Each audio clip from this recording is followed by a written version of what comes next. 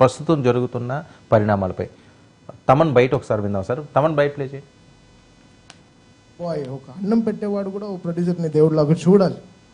ఒక ప్రొడ్యూసర్కి ఒక సక్సెస్, ఒక ధైర్యంగా, ఒక గొప్పగా, ఒక నిజంగా ఒక సక్సెస్ ఇచ్చి చెప్పుకోవడానికి ఈరోజు చాలా చాలా కష్టంగా ఉంది. నెగటివ్ ట్రోల్స్, నెగటివ్ ట్యాగ్స్ ఎంతో వేసి ఇప్పుడు దీని వెనకాల ఒక ప్రొడ్యూసర్, ఒకటి నిర్మాత ఉన్నాడు. అది కూడా తను ఎంతో కష్టపడి ఎక్కడి నుంచో ఊరంతా వెతికి చాలా డబ్బులు తెచ్చుకుని, సొంత డబ్బు కాకుండా ఫైనాన్స్కి తెచ్చుకుని ఒక సినిమాలో పెట్టేటప్పుడు ఆ కష్టం, అది మీరు పెట్టే ఆ నెగటివ్ ట్రెండ్స్లో ఎంత ఒక ప్రొడ్యూసర్ ఎంత కూలిపోతున్నాడో మీకు తెలియదు. అది చాలా కష్టమైన విషయం. ఇక్కడ సినిమాలు రావడానికి సరే ఎంతో ఇంపార్టెంట్ అయిన వాళ్ళు మన ప్రొడ్యూసర్స్. వాళ్ళు ఎంతో మనకి దేవుడు లాంటి సమానం. వాళ్ళని ఎంతో జాగ్రత్తగా చూసుకోవాలి మనం. అది అందరు ఫ్యాన్స్కి ఒక బాధ్యత ఉంది, అందరి హీరోస్కి, అందరికీ మ్యూజిక్ డైరెక్టర్స్కి, ఎవ్రీ టెక్నీషియన్, ఒక లైట్ బాయ్, ఒక అన్నం పెట్టేవాడు కూడా ఒక ప్రొడ్యూసర్ని దేవుడిలాగా చూడాలి. అంటే ఈరోజు వరల్డ్ అంతా ఒక తెలుగు సినిమాని చాలా గర్వంగా చూస్తాం. Telugu cinema is shining. ఏ తమిళ డైరెక్టర్కి వెళ్ళినా సార్ తెలుగులో ఒక సినిమా చేయాలి సార్, మంచి హీరో చెప్పండి అంటాడు. ఏ మలయాళం డైరెక్టర్కి వెళ్ళినా ఒక తెలుగులో ఒక సూపర్ చెప్పినారు, ఎక్స్ట్రాడినరీ సబ్జెక్ట్, తెలుగులో ఒక సబ్జెక్ట్ చెప్పాలి. ఏ కన్నడ దగ్గరికి వెళ్ళినా ఒక తెలుగులో చెప్పాలంటున్నారు. హిందీ వాళ్ళ దగ్గరికి వెళ్ళి మన నేను బేబీ జాన్ చేసినప్పుడు కూడా తెలుగులో ఒక సూపర్ సబ్జెక్ట్ చేయాలి బ్రదర్ చెప్పండి అంటున్నారు. This is how Telugu cinema shining today. మనమే మన సినిమాని చంపేసుకుంటూ ఉంటే మనమే మన సినిమాని చంపేసుకుంటున్నామని చెప్పి ఆ మ్యూజిక్ డైరెక్టర్ తమన్. దీనికి చిరంజీవి గారు స్పందించారు సార్. ఆయన మాట్లాడింది ఒకసారి వినిపిస్తాను. నిన్న నువ్వు మాట్లాడిన మాటలు హృదయాలను తాకేలా ఉన్నాయి. ఎప్పుడూ సరదాగా మాట్లాడుతూ ఉండే నీలో ఎంత ఆవేదన ఉండడం నాకు ఒకంత ఆశ్చర్యంగా కూడా అనిపించింది. కానీ మనసు ఎంత కలత చెందితే నువ్వెంతగా స్పందిస్తావో అని అనిపించింది. విషయం సినిమా అయినా, క్రికెట్ అయినా, మరో సామాజిక సమస్య అయినా, సోషల్ మీడియా వాడుతున్న ప్రతి ఒక్కరూ తమ మాటల తాలూకా ప్రభావం ఆ వ్యక్తుల మీద ఎలా ఉంటుందో ఆలోచించాలి. ఎవరో అన్నట్టు మాటలు ఫ్రీనే అని చెప్పి మనం పాజిటివ్గా ఉంటే ఆ ఎనర్జీ మన జీవితాలను కూడా అంతే పాజిటివ్గా ముందుకు నడిపిస్తుంది అని చెప్పి చిరంజీవి గారు ట్వీట్ చేయడం ఈ సోషల్ మీడియాలో పెద్ద ఎత్తున వైరల్ అవుతున్నాయి సార్. అంటే సినిమా వాళ్ళు ఏంటి ఇప్పుడు ఎవరు అతీతులు దీనికి సార్? నాలాంటి వాడి పేరు రోజు బోలుడు మాట్లాడుతున్నారు. చంపుతాం, కొడతాం, మా దగ్గరకు వస్తావా, చూసుకుంటాం, నువ్వు వాడే ఏజెంటు, వీడి ఏజెంటు, వాడు డబ్బులకు అమ్మడు పోయినా, వీడి డబ్బులకు అమ్మడు పోయినా, ఇట్లా రోజు బూతులు తిడుతున్నారు. ఎన్ని రకాలుగా క్యారెక్టర్ అసోసియేషన్ చేయాలో అన్ని రకాల క్యారెక్టర్ అసోసియేషన్ చేస్తున్నారు. సో మేమెవరు చెప్పుకోవాలి, ధైర్యంగా ఎదుర్కొంటున్నాం. సో అందువల్ల సినిమా ఇండస్ట్రీ కూడా దీనికి అతీతం కాదు. నీకు ఒక సమాజంలో పాపులారిటీ వస్తున్న కొద్దీ 90 మంది నిన్ను అభిమానించే వాళ్ళు ఉంటే 10 మంది నిన్ను వ్యతిరేకించే వాళ్ళు ఉంటారు. You have to face it. వారి ప్రైవేట్ జీవితం వారి సొంతం అంటారు కదా. పబ్లిక్లో ఉంటే ఏమైనా అంటారు కదా.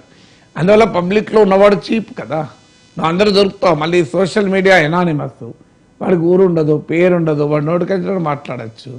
అంతేకాదు మీకు ఒకప్పుడన్నా కనీసం సోషల్ మీడియా అనానిమస్, ఇప్పుడు ఓపెన్గా వాళ్ళ నెంబర్లతో మెసేజ్లు పెట్టి బెదిరిస్తున్నారు.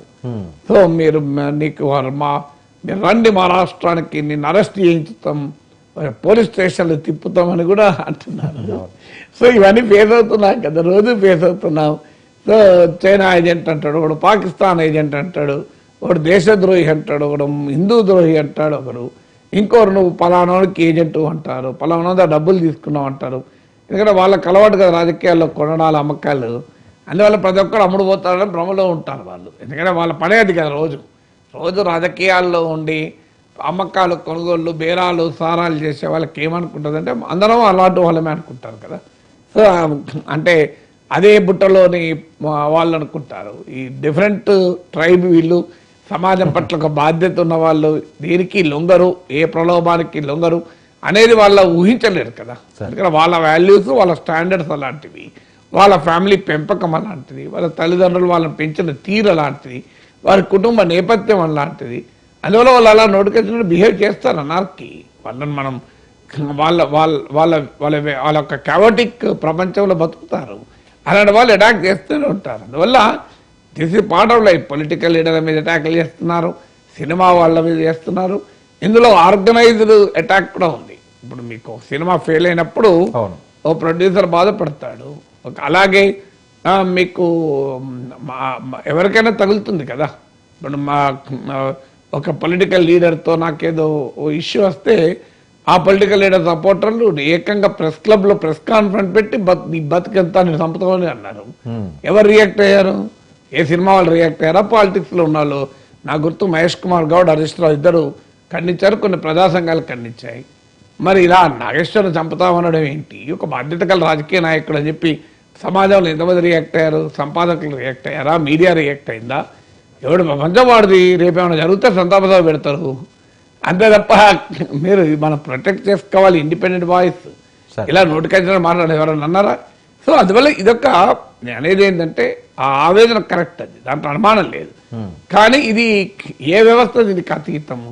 ఇప్పుడు ఒక మ్యాచ్లో చిరంజీవి ట్వీట్ చేసి నిజం, ఒక మ్యాచ్లో కనుక సరిగా ఆడకపోతే ఇక వారి మీద పెద్ద అటాక్. మన రోహిత్ శర్మ, విరాట్ కోహ్లీ అది జరగలేదు. మన ఆస్ట్రేలియాలో బార్డర్ గవాస్కర్ ట్రాఫీ జరుగుతున్నప్పుడు సో రోహిత్ శర్మ సరిగా ఆడలేదు. వాళ్ళ అఫ్కోర్స్ ఆయన చివరికైనా టీంలోకి వెళ్ళి కూడా డ్రాప్ చేశారు. సో ఆయనే నేను వెళ్ళిపోయానని చెప్పాడు.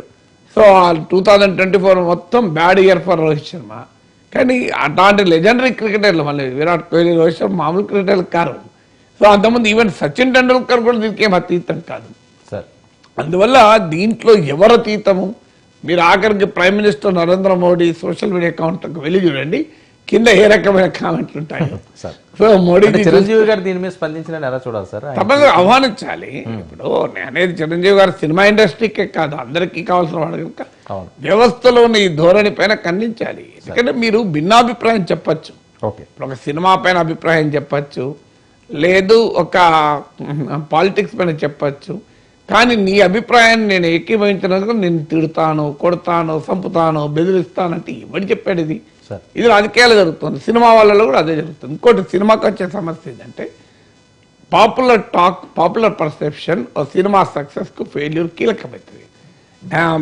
ఇప్పుడు మాలాంటి వాళ్ళకి ఏంటంటే ట్రోల్స్ వల్ల లాభం.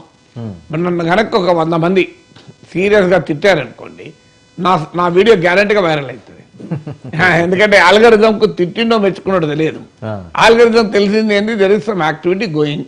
సో ఈ వీడియో చాలా మంది చూస్తాను, వెంటనే ఒక 100 కామెంట్లు చేస్తే అది పాపులర్ అయిపోతుంది. ఎందుకల్లా నా పైన ట్రోలింగ్ అప్పుడు నాకు అడ్వాంటేజ్, అది సినిమాకి అది డిసడ్వాంటేజ్. సో ఎందుకంటే మన యూట్యూబ్లో ఉన్న వాళ్ళకి అడ్వాంటేజ్ అది. ఎందుకంటే ఈ ట్రోల్స్ పుణ్యమా అని మనం చెప్పదలుచుకున్నది వాళ్ళే ఎక్కువ మంది తీసుకెళ్తారు, మనం చెప్పాల్సిన అవసరం లేదు. సో వాళ్ళకి తెలియదు అది. వాళ్ళు చేసే కామెంట్ల వల్ల, వెకిలి కామెంట్ల వల్ల దానికి అడ్వాంటేజ్ ఏమవుతుందంటే ఎక్కువ మంది పోతుంది. మంచిది, సంతోషం కదా, ఎవరికో వాడు చదువుకుంటాడు, మనం ఎందుకు అనాలి. కానీ సినిమాకి వచ్చేవరకు ఏమవుతుంది అంటే సినిమా పబ్లిక్ పర్సెప్షన్ పైన ఆధారపడుతుంది. ఇప్పుడు మీరు సినిమాకు వెళ్ళాలి, ఏ సినిమాకి వెళ్ళాలని నిర్ణయించుకుంటారు? ఒకటి, మీరు హార్డ్ కోర్ ఫ్యాన్ అయితే ఆ సినిమాకి వెళ్ళాలని నిర్ణయించుకుంటారు. ఒకటి. 2, రివ్యూలు చదివి వెళ్ళేవారు చాలా కొంతమంది, రేటింగ్లు చూసి వెళ్ళేవారు మరికొంతమంది, లేదు family members, social networks, connected people, friends, వీళ్ళు చెప్తున్నారు నేను పలానా సినిమా చూశాను, బాగుంది, నువ్వు చూసావా అంటే వెళ్ళి ఆ సినిమాకు వెళ్తుంటారు. లేదు తాము నచ్చిన వారు ఆ సినిమా గురించి బాగా మాట్లాడితే, సో ఇలా డిఫరెంట్ రీజన్స్ వల్ల వెళ్తారు. అంటే ఒక సినిమా అందులో మొదటి 1 వీక్ 2 వీక్స్ నడిస్తే నడిచినట్టు, తర్వాత సినిమా నడవడం చాలా కష్టమవుతుంది. అందువల్ల ఏమవుతుంది అంటే ఈ రివ్యూవర్లు కూడా ఒక సినిమా సక్సెస్ వాల్యూ డిసైడ్ చేస్తున్నాడు. మీరు ట్రోల్సే కాదు, రివ్యూవర్స్ అనే వాళ్ళు కూడా. అందుకే ఈ మధ్య కాలంలో రివ్యూవర్స్ మేనేజ్ చేయడం కూడా పెరిగింది. సినిమా ప్రొడ్యూసర్స్ జాగ్రత్త రివ్యూవర్స్ కూడా మేనేజ్ చేస్తున్నారు. అందరూ మేనేజ్ అవుతారని నేను అంటలేను, కానీ వాళ్ళని ప్రభావితం చేస్తానికి కూడా తంటాలు పడాల్సి వస్తాను. ఎందుకంటే సడన్ గా ఒక 5-6 రివ్యూలు వచ్చాయనుకోండి, సినిమాలు ఏం లేదని, రేటింగ్లు తగ్గిపోతాయి, జనం చూసేటోళ్ళు ఆగిపోతారు. మళ్ళీ పెద్ద ఎత్తున పబ్లిక్ లో బాగా పాజిటివ్ టాక్ వస్తే ఈ రివ్యూవర్లు ప్రచారాన్ని తట్టుకొని పోతారు. సో అందువల్ల అందులో సినిమా ఇండస్ట్రీలో నిట్ట నిలువలో చీలిపోయి ఉంటారు. మీకు మనందరికీ తెలుసు కదా, ఒక ఫ్యామిలీ ఇంకో ఫ్యామిలీ వాళ్ళ అభిమానులు. సో ఈ ఘర్షణ, అందులో ఆంధ్ర తెలుగు సినిమా ఇండస్ట్రీ అయితే కాస్ట్ ఫ్యాక్టర్లు, సో మన కులం వాడ హీరో, ఇదే స్థాయి కూడా దిగజారారు కదా. అందరూ అలా ఉన్నారని అంటలేను, బట్ ఆ ట్రెండ్ అవుతుంది కదా. సో ఒక కులం వారు ఒక హీరోకి అభిమానులు లేదు, ఇంకో కులం వారు ఇంకో హీరోకి అభిమానులు. అఫ్ కోర్స్ ఆ హీరోని అభిమానించే వాళ్ళు ఒకే కులం వాళ్ళు ఉంటారని అనను, సరే. హీరోకి అన్ని కులాల్లో అభిమానులు ఉండొచ్చు, కానీ పర్టికులర్ కులం వాళ్ళు పర్టికులర్ హీరోని అభిమానించే ట్రెండ్ కూడా ఉంది. ఫ్యాన్